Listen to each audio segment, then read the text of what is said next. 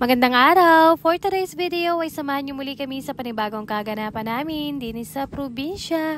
Matagal-tagal na din nga ho pala kami hindi nakakapag-ulam ng munggo at taringat kahit hindi Biyernes ay magluluto ako. Dini nga lang sa may likod bahay, ako nga ho pala nagkuha na ng malunggay para kako nga ho, bit-bit ko na ito pag nagpunta ako dini sa may bahay kubo. Marami-rami na din nga ho pala yung kinuha ko diyan, kako nga ay talagang masarap ang munggo kapag maraming sahog na garning malunggay. Pagkarating ko nga ho pala dini, kaagad ko na din pinaintindi do sa pinsan ko aring malunggay at kako nga ho ay apagagayatin ko na din yung mga agamitin kong samya. Kagabi pa nga lamang ho ay binabad ko na yung munggo din sa amin. Kako nga ho ay para ngayong umaga ay mabilis na lamang palambutin. Tulog pa nga lang ho ako ay napalambot na pala kaagad ni mama. Kaya naman ito madali na nga lamang itong lutuin. Dini nga ho pala sa amin kahit hindi Biyernes ay talagang nagaluto ng garne. Lalo na't may ipon-ipon kaming balatong dahil yung nakaraang tanim namin. Hindi nga ho pala namin naibenta yun. Kaya naman ngayon ay dito tukoy-tukoyin nga namin pag wala kaming maiulam. Tamang-tama din talaga itong pang-ulamin namin ngayon. Lalo na ganing medyo masama-sama nga ni ang panahon. Pero nga ho, sisimulan ko ng lutuin. Nagisa na ako diyan ng sibuyas bawang. Tapos eto, isasangkot siya ko na din diyan yung karning manok. At nung okay na, nilagay ko na din nga ho pala diyan yung kamatis. Medyo gisa-gisa nga lamang hanggang sa madurog. Tapos ilalagay ko na din nga itong ampalaya. Kung dati nga ho, kapag ako'y nagaluto ng munggo, ay hindi man ako nagalagay ng ampalaya. Ay ngayon, ay agayahin ko nga ho pala yung napanood ko at parang anong sarap nga ni. Medyo ginisa-gisa ko nga lamang ho pala ng kaunting minuto. Tapos eto, nilagay ko na din dito yung munggo. Naiga pa nga ho yung pagkakaluto diyan ni mama. Kaya naman eto, naglagay nga ho pala ako diyan ng tubig para medyo may sabaw-sabaw. Tapos syempre, naglagay na din ako diyan ng pampalasang asin paminta. Tapos 2 piraso nga ho pala ng Knorr chicken dahil eto ay marami-rami. Papakuluan nga lamang ho pala yan ng mga ilang minutuhin. At kapag okay na, ilalagay ko na din nga ho pala itong sotangho na binili ko din lamang. Kapag nga ako'y nagluluto ng garning ulam, ang gusto ko nga ho ay yung may pansit baga. Minsan nga, ginagamit namin panglagay diyan pag hindi sotanghon, ay di yung bihot. Kinasanayan na nga ho pala namin na talagang kapag magaluto nga ng garning ulam, ay talagang may papansit na ganyan. At ayan, nung okay na, naglagay na ako diyan ng malunggay. Paluto na nga ho pala yan, kaya naman kahuli-hulihan ko nilagay ang malunggay dahil mabilis din lang naman yung lumambot. Tapos eto nga, medyo iba-iba nga ni ang atake kapag meron nga ning sili. Kaya eto, medyo madami-dami yung nilagay ko ngayon. Dini nga ho pala sa aming probinsya, ang garning gulay, minsan ang tawag ay munggo, minsan din nga ho pala ay balato. Pero kung ano man nga ho ang itawag din ay talagang sinasabi ko sa inyo, napakasarap nga ni ng garning ulam, lalo na nga ni kung tatambalan ng tuyo. Pero bago ko nga ho pala hanguin niya, nilagay ko na yung ilalaho kong chicharon na talaga nga ning anong pagkakadami niyan para mas lalo nga ning sumarap.